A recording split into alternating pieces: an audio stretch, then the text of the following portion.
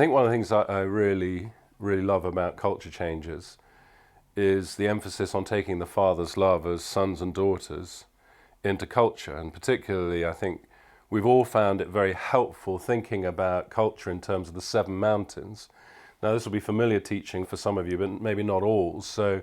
just to remember that way back in the 70s, several very prominent leaders saw that if you're going to transform a nation, you've actually got to go for the main systems that dominate culture. So they would be, if you think about mountains, the mountain of government, the mountain of education,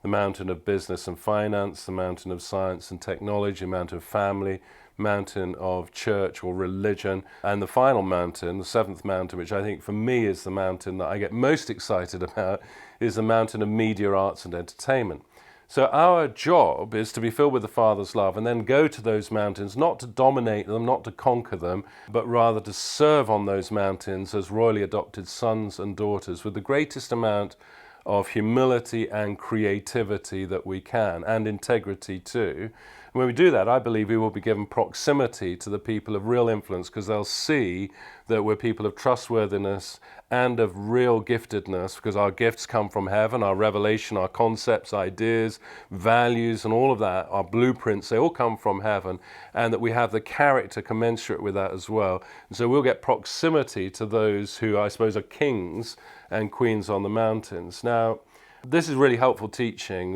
whether you agree with it or not. It's quite helpful because it's a way of understanding culture that is easily accessible for all of us. Now, for me personally, I think what I've realized in my life is that for a quarter of a century, 25 years, I was on the church mountain, and I was serving for those 25 years as a pastor. And really, because I was just part of this system, I assumed this was the correct thing to do. So I basically carried on doing it. And that is this, that you ask people to give their finance, their energy, and their gifts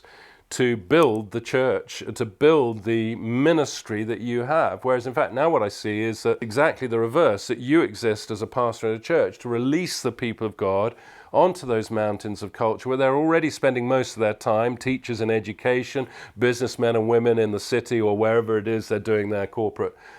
company work, and where our job is to